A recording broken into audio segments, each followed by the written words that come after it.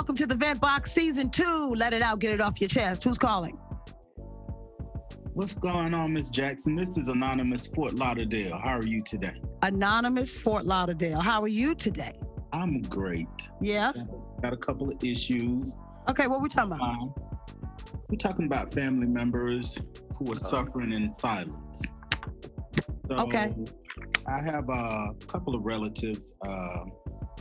One I found out was sick last year during the pandemic, and reached out several times, to check on and see how she's doing, and she never responded. So needless to say, it got to the point where it wasn't COVID related. It was some other issues dealing with her kidneys and stuff. I'm hearing some beeping or something in the background. Oh, I'm sorry about that. Hold on. It's okay. Can you hear me? Yes. Okay. So are these older family members?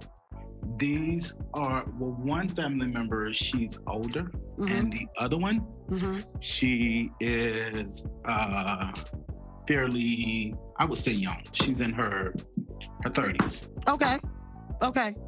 So, she, like I said, it wasn't COVID related. Okay. So she ended up in the hospital dealing with Fort Lauderdale, I need you to be still. Yes. You got a lot of clanking things going on in the background. Okay.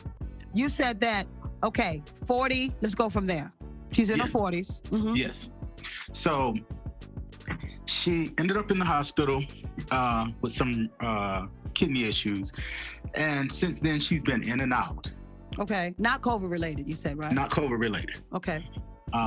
So recently, I think she went back in and it got to the point where she was unable to maneuver around the house or, get around, and reached out again. Does she have children? She has children. Okay. And they're young. They're all in high school. Okay. So, reached out again, and she wouldn't respond, just reaching out to say, hey, thinking about you if you need any help or anything, the typical things we do with family members. Okay. And never got a response. So it prompted me to say, well, okay, let me jump my ass in the car. Okay. And I'm going to go check on you. Okay. And got there with other relatives. And we just did a pop in, just to make sure, right. Just to show you we support you, we love you. Wellness check and, right. Wellness on your mental too, just so you know, like, we're here, we're family, we love you. Right. And to lay eyes on her because she hadn't been responding to you. Right. Okay. So we got there, and she, I don't know if it was, she was putting on a front as if, she was highly medicated, or if she was just, extremely tired. But it took her like maybe 20 minutes to, pop around and, sit up and, begin talking. Wait a minute, what you mean? When you were there with her? Right. So when we got there, she was in the bed and she was just, very lethargic.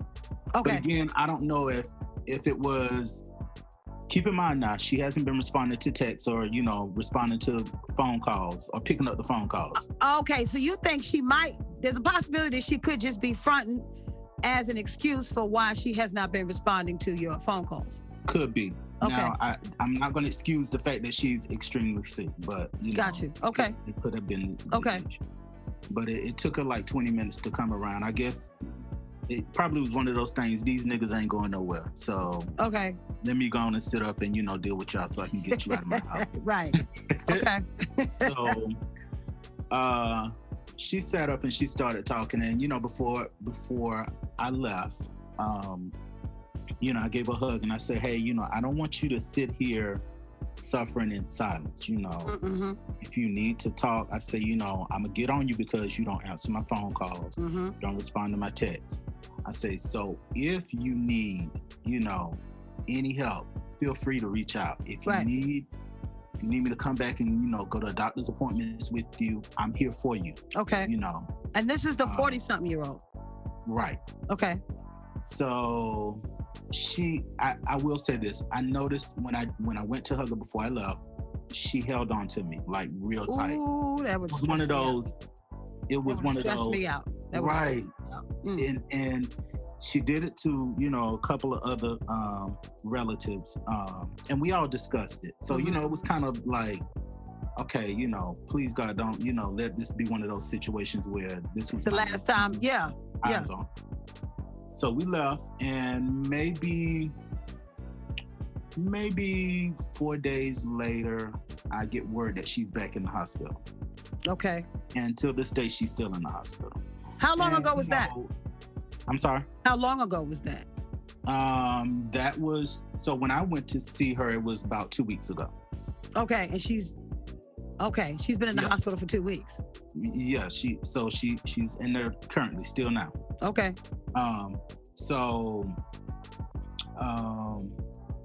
It's just, you know, I don't want, I think, you know, with us as a race, I don't want, you know, us to feel like, hey, you know, I'm burdening you with my sickness, or, you know, I'm throwing extra or added stress on your life because you got this and that going on, and you probably don't care about me. You know, we're supposed to, you know, bear each other's burdens and, you know, be there for one another. We're supposed to be especially the village. Exactly.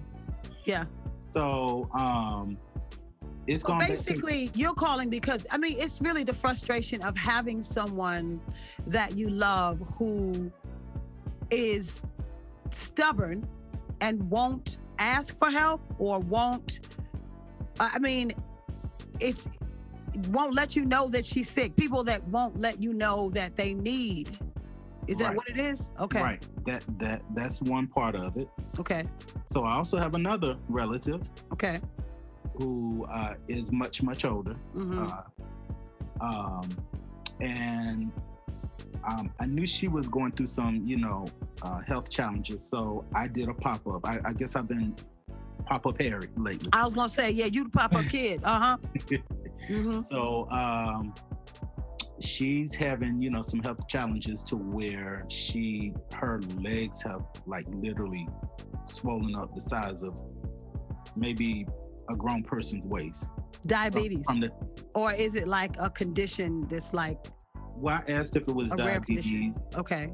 And I asked if it was what is that thing Wendy Williams is suffering with? I don't know. Okay. Lymphedema. So because her legs are like extremely huge from the waist down. Ooh wee. And there are some open wounds, you know, on it. So when I saw it, I was like, you know, this doesn't look good. You know, what is your doctor saying? And, you know, it was one of those situations, well, the doctor's saying this and that. So she is going to the doctor. I'm sorry? She is going to the doctor. She says she's going to the doctor. She says she's going to the doctor. Okay. So she said, the doctor's saying this and that, but that's not what it is. So, you know, it just bothered me because I was like, well, okay, what if I try to, you know, make you an appointment to see a specialist? You know, maybe I can, you know, narrow it down. Let's try to make you an appointment so you can see a specialist. Will you be willing to go?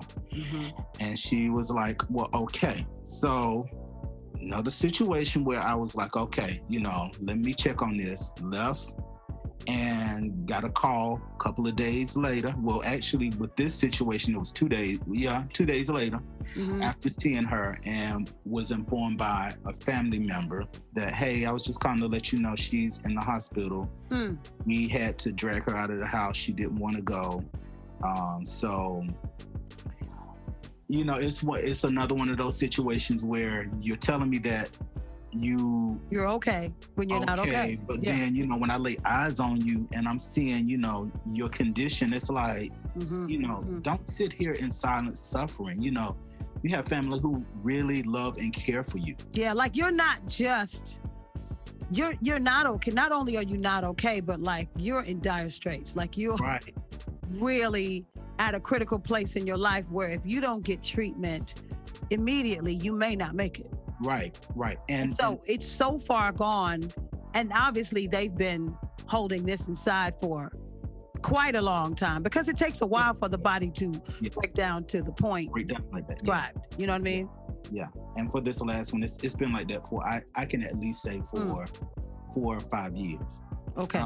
So, but, you know, I think my main concern is, you know, I'd rather be of some type of assistance rather than walking up to view your body, yes, you know, for the last time. Yeah. So I'd rather be the pain in the ass that, you know, you kicking and screaming and I'm dragging you to the hospital though, as opposed to, you know, me not being able, you know, I get a phone call saying that you're not here anymore. We found them, you know, in the house.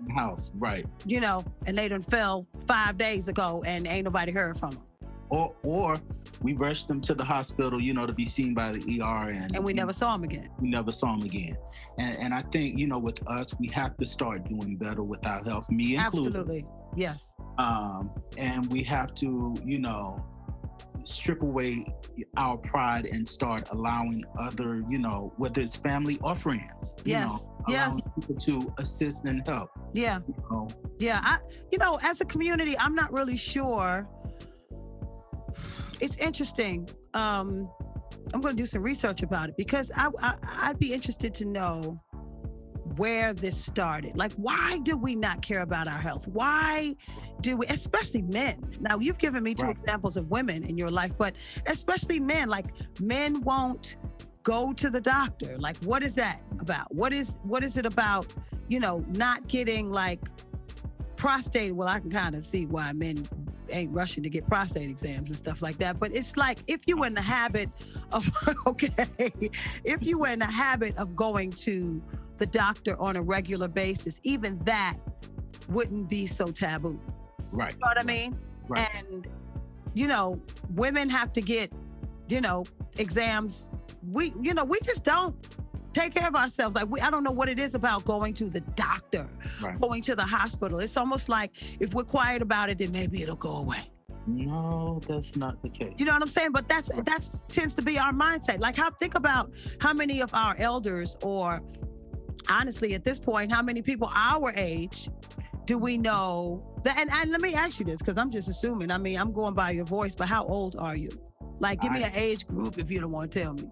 I'm in my 40s as well. Okay, so by the time you get in your 40s, like we know people that we have peers that we say, you know, I'm not feeling too well, I'm just gonna go lay down. Right. And then you find out, child, I had a mild heart attack, or I'm not breathing too well, let me drink some water and lay down. The remedy is lay down, whereas the previous generation was Robitussin or some old shit like that. But like, what is it about us why are we so fearful of the doctor? Is that connected to possibly not having health insurance and don't want the bills that come along with going to the doctor? Or is there a real fear of finding out that something's wrong with you? Right. You know, I think it's probably all interconnected. Yeah. You know what I mean? But we got to stop that shit. Exactly. And, you know, we have to be mindful of the things that we do consume as well, because that also, you know, contributes to other health issues. For sure. You know? For sure.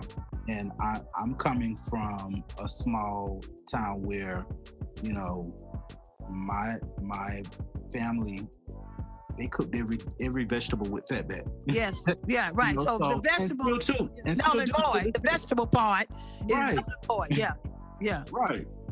Yeah. So you done boil the shit to the point where the water is green, and ain't nothing to it. You may as well eat paper. Right. Yeah. Yeah. So I just wanted to share that, you know, and I just want. But you know, that's a cultural thing. Yes. That's a cultural thing for sure. Like, you know, that's rooted in slavery. That's rooted in, you know, not getting, you know, you got people today, and I'm not listen, I'm trying not to judge, but, you know, a large part of our community still does, you know, fatback, hog maw, chitlins, all of that stuff, because it's been passed down from generation to generation. So it's kind of like, oh, that's what I eat. And it's like, you know, trying not to judge, I would say if that's what you're going to put in your body, at least do it in moderation. Right. You know what I'm saying? Eat some greens that's not all the way soft and mushy. Like, don't cook your broccoli until you can mush the shit with a fork. You know what I'm saying? Right. Don't boil your greens until the water is just pure green. And of course, you're not drinking the water. You don't eat a bowl of greens and then drink the water. You know what I'm saying? You just, you got your vent spoon and you just drain all the water out. So you're basically not really getting what you need to eat. So if you want to indulge in those things that are special to you because of family reunions or because of, this is the way my grandmother used to cook it all the time, when I was a kid. And then, there has to be balance because we just don't take care of ourselves. And, right. And nobody is going to care about us like us. Right. That is so true. You know what I mean? But as far as your situation with your family members, like, it's a pride thing. I think we have to undo a lot of the taboos, regardless of how they started and where they came from. We have to undo those taboos so that by letting our family members know constantly, we can't get frustrated so easily. Like what you've done on the pop-ups, like we have to do that to each other all the time. Like, yeah, you wasn't answering your phone, so I just came through. You might get cussed out, like, don't just be coming by. No, but people really do begin to appreciate. They'll begin to appreciate and they'll realize like this person really does care about me and I'm not a burden. So I'm not really sure where this thought that, I don't want to bother nobody. Because our elders definitely feel that way. I don't really know where that shit comes from. Yeah. There's a pride that we have to a fault. Right. You know what I'm saying? Be proud about the shit that's going to further our well-being and the culture. But like some of that shit, y'all can leave that. Right. Y'all can leave that with the previous generations because it's killing us. You know what I mean? That is so true. Yeah, it's killing us. So we, for our friends and our family, we need to reach out more. And, we need to by the same token, we need to let our family members and our friends know, like, that whole check on your strong friend shit is real. Right. Like, call me. Call me. If you ain't heard from me, call me. And I might be like, I'm fine. That's fine. You heard me. You could hear it in my voice. You know what I mean? Right. When your close folks are in need. You know what I mean? And we just have to do better. I thank you for calling. Well, I thank you for listening to me and thank you for allowing me to vent. Absolutely. Anonymous Fort Lauderdale. I appreciate you. Call me next time. I will. You have All right. All right then.